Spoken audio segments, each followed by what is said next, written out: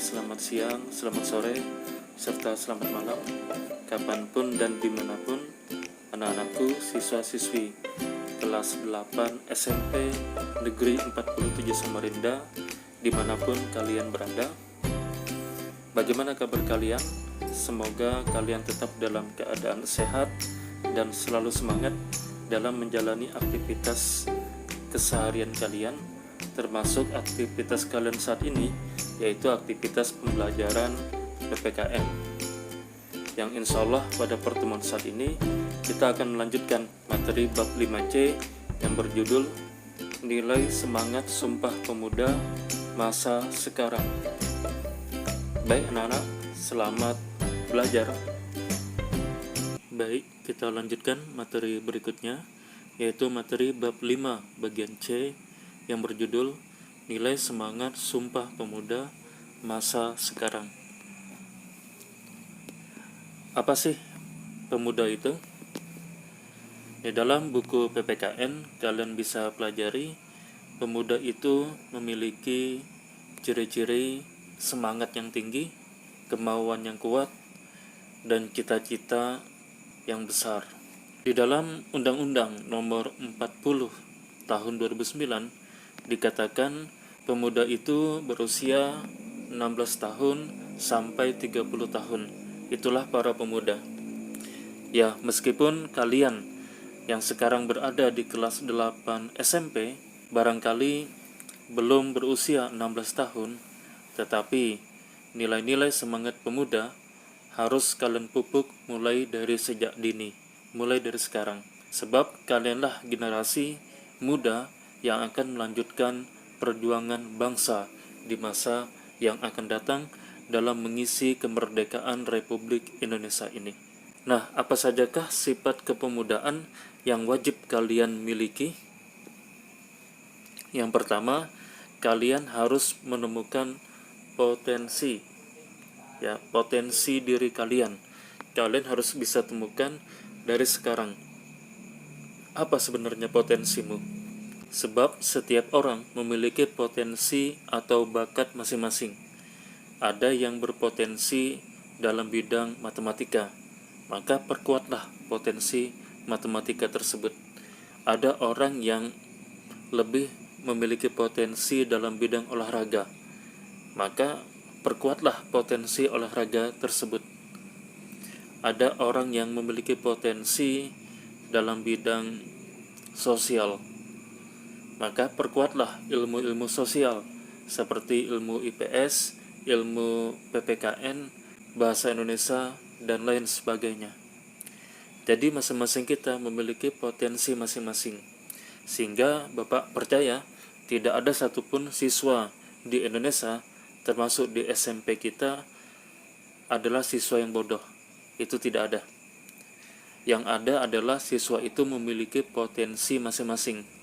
Barangkali dia tidak pintar pada pelajaran matematika, barangkali dia tidak pintar pada pelajaran PPKN, bahasa Indonesia, dan lain sebagainya, tetapi dia pintar pada pelajaran olahraga. Maka disitulah potensi yang dia miliki. Sehingga kita sebagai generasi muda harus bisa menemukan apa sebenarnya potensi kita.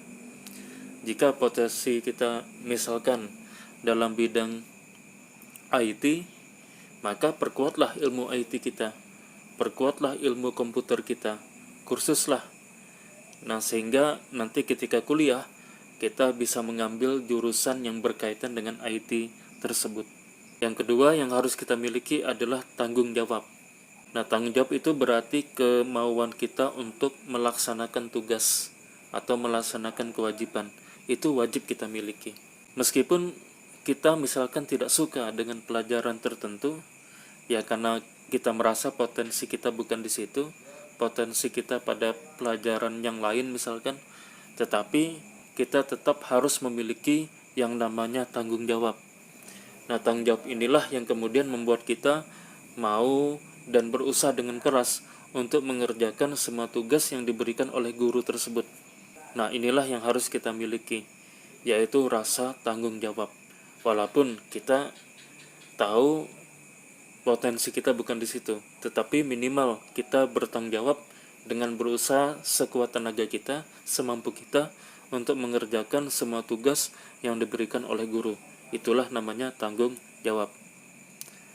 Nah, selain tanggung jawab, tentu kita memiliki yang namanya hak, dan kita harus perjuangkan hak kita tersebut.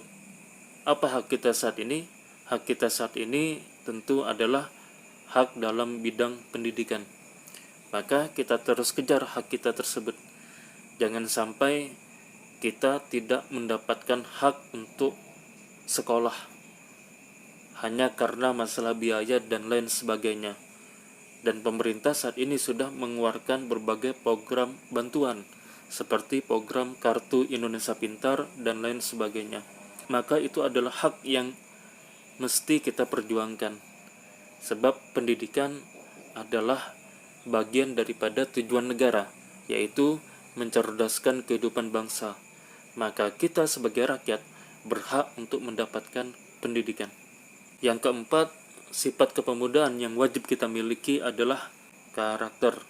Nah, karakter ini sangat penting, bahkan menurut Bapak lebih penting dari kepintaran. Ya, sehingga ada sebuah pepatah yang mengatakan, if you lose your wealth, you lose nothing. If you lose your head, you lose something. But if you lose your character, you lose everything. Artinya, jika kamu kehilangan harta, jika kamu kehilangan uang, kamu tidak kehilangan apa-apa. Jika kamu kehilangan kesehatan, ada sesuatu yang hilang dalam dirimu. Namun, jika kamu kehilangan karakter, maka kamu sudah kehilangan segalanya. Nah, karakter ini sangat penting. Dan sayangnya karakter tidak dijual di pasar malam, tidak dijual di pasar pagi. Tapi karakter harus dibentuk dengan sebuah kebiasaan positif. Seperti kebiasaan bangun pagi, disiplin, kerja keras, tepat waktu, dan lain sebagainya. Itu harus kita biasakan.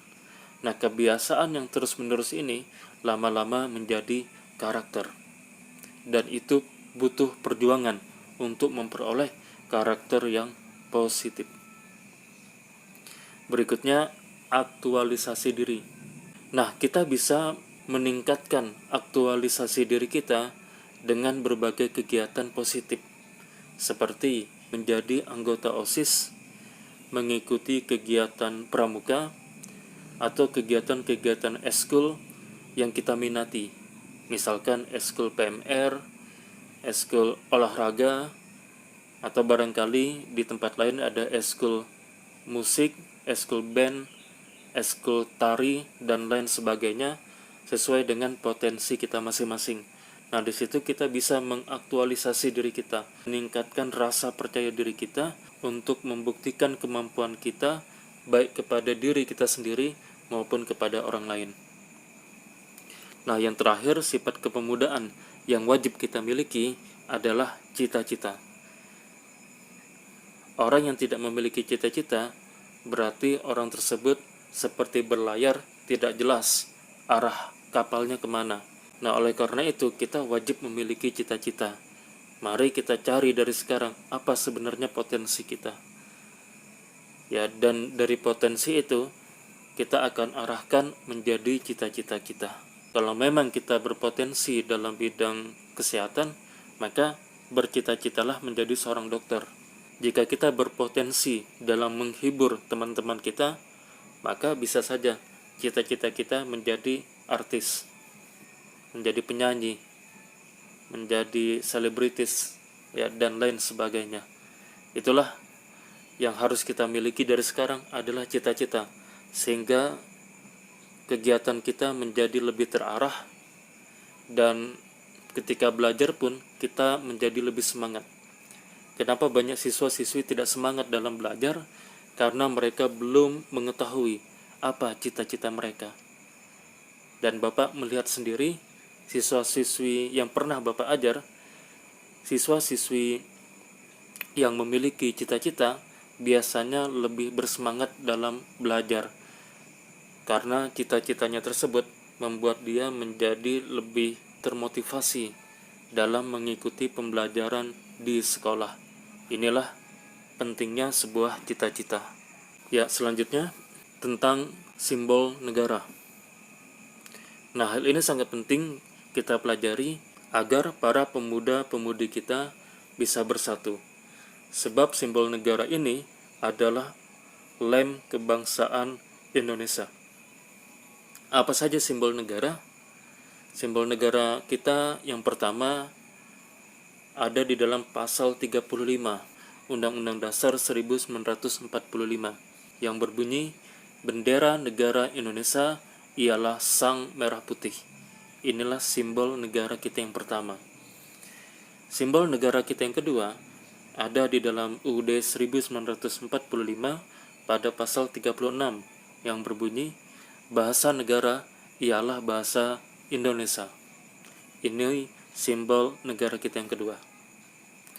Lalu simbol negara kita yang ketiga ada di dalam pasal 36A Undang-Undang Dasar 1945 yang berbunyi, lambang negara ialah Garuda Pancasila dengan semboyan Bhinneka Tunggal Ika.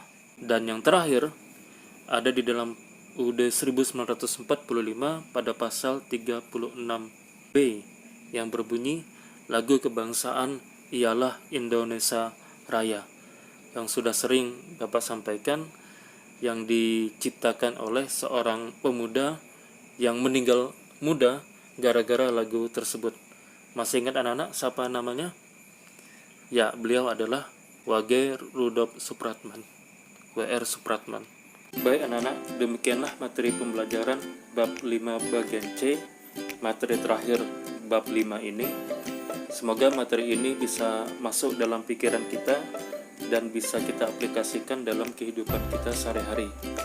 Baik, sebelum ditutup, bagi yang belum subscribe, jangan lupa untuk subscribe agar channel ini, channel edukatif PPKN ini bisa terus berkembang menjadi channel yang menginspirasi, mengedukasi siswa-siswi yang ada di Indonesia. Oke, Bapak akhiri. Assalamualaikum warahmatullahi wabarakatuh dan salam sejahtera untuk kita semua.